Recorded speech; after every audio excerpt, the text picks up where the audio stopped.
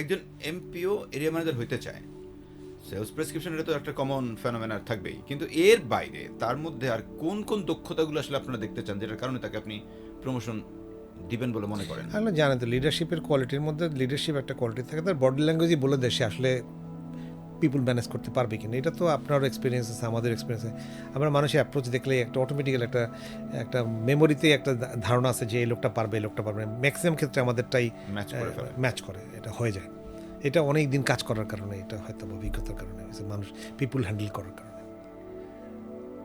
আমাদের মতো কোম্পানিতে প্রথম শর্ত হচ্ছে হলো আপনার অনেস্টি, ওকে, একদম ইন্টিগ্রিটিটা 100-100 আমরা চেষ্টা করি যে ডিজনেস লোকজনকে এই জায়গায় আনা যাবে না। ওই আরেকটা বললাম না যে কাজ বোঝে কিনা, কাজ অ্যাগ্রেসিভ কিনা, লেগে থাকে কিনা কাজের সাথে, অ্যাচিভ না করা পর্যন্ত আমি লেগে থাকবো, এই প্র্যাকটিস তার মধ্যে আছে কিনা। এর বাইরে আমরা অন্য কোনো কিছু চেনে। আর অন্যগুলো তো ধারাবাহিক জিনিস, অ্যাচিভমেন্ট এবং আপনার নলেজ, এগুলো তো আপনার থাকতেই হবে। এটা তো ম্যান্ডেটরি, কারণ তারও যে রিটেন টেস্ট আছে প্রতি মাসে হয়, সেখান থেকে ভালো করতে হবে, রিডলিংয়ের দক্ষতা থাকতে হবে। এর বাইরে এই প্রফেশনের জন্য অন্য অনেক কিছুর আর কোনো দরকার নেই, এইটুক থাকলেই হবে।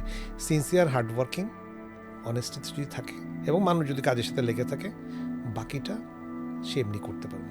কিন্তু একটা লোকের শত গুণ থাকলেও মার্কেটে যদি তার আন্ডারে দেবে, কখনো পারবে না। এই মার্কেটে এই জন্য অসাধু লোকজন বা যারা পরিশ্রমী না, যারা খুবই টেকনিক্যাল, তারাই জিতে যায়। এইখানে অনেক হার্ডওয়ার্কিং, অনেস্ট, আপনি যেটা ই করলে, এটা একটা চক্রের মধ্যে পড়ে গেছে। ও অ্যাচিভমেন্ট না করলে তার তো কখনো ক্যারিয়ার হবে না।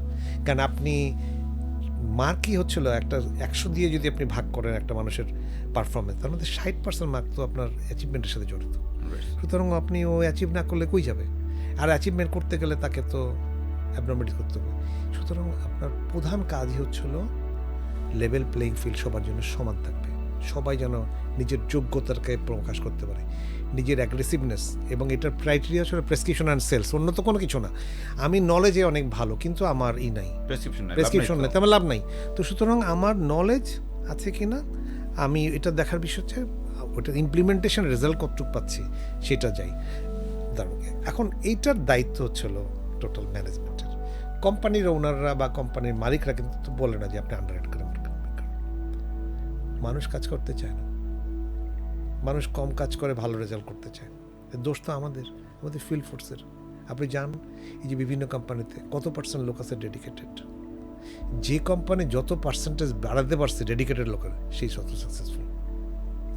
যে কোম্পানি যত সিস্টেমেটিক, সে তত সাকসেসফুল। একটা উদাহরণ আছে স্যার, যে আমাদের হেলথ কেয়ারকে চিন্তা করি, ডেডিকেশনের কারণে কিন্তু তারা অল্প চিনের মধ্যে তারা চলে আসছে। ইনসেপ্টটা আমরা খুব আমরা আমাদের অনেক কিছু ছিল, শুধু ডেডিকেশন, লোকজন একসাথে এক জায়গার, আমরা আমাদের লোকজন যারা ছিলেন আমাদের সাথে, আমরা সবই প্রায় একই ঘরানার, একই মানসিকতার।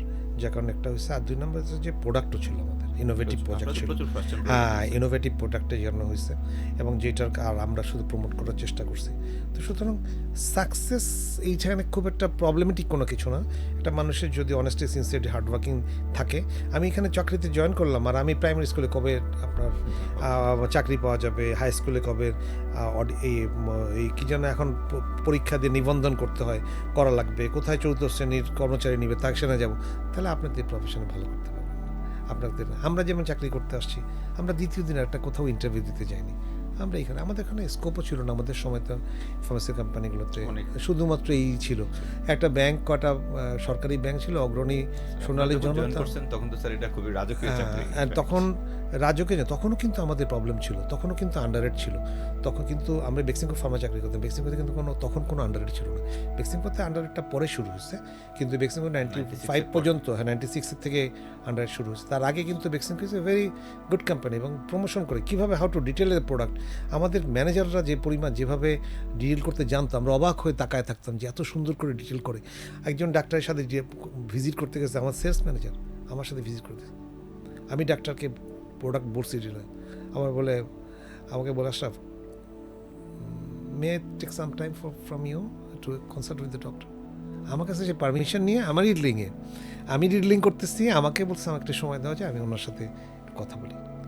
তো এই যে আমি অবাক হলাম, তো উনি বলতো সব থামেন, আমি একটু বলি, তা না, আমাকে বলছে যে can I take some time to talk to with doctor. ডক্টরের কাছে না, আমার কাছে পারমিশন নিয়ে তারপরে উনি দিলেন। এত সফিস্টিকেটেড, এত সুপার ওয়েতে ওনারা ডিটেল করতে পারতো। আমি ওনাকে জিজ্ঞেস করেছি, বললো আমি আমার বসের কাছ থেকে শিখছি। সে ছিল আরেকটা কোম্পানির মানুষ। তো সুতরাং এই কালচারগুলো রপ্ত করাটা আমাদের এখন নষ্ট হয়ে গেছে। আমরা শুধুমাত্র বিক্রি করার জন্য চলে যাচ্ছি, সফিস্টিকেটেডটা নষ্ট হচ্ছে। তো এইটা একটা টোটাল একটা এনভায়রনমেন্ট আপনাকে আমাকে ক্রিয়েট করতে হবে। এর মূল প্রবলেম কিন্তু এক জায়গায়, আন্ডার মানুষের ক্রিয়েটিভিটি নষ্ট করে দিচ্ছে।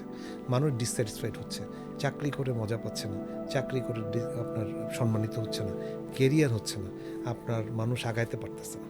নাহলে এই প্রফেশনে আপনার মানুষ ভালো করার সবচাইতে সুন্দরতম প্রফেশনগুলোর মধ্যে একটা। কারণ আমি কার সাথে কাজ করি, তারা তাদের elite person of the society.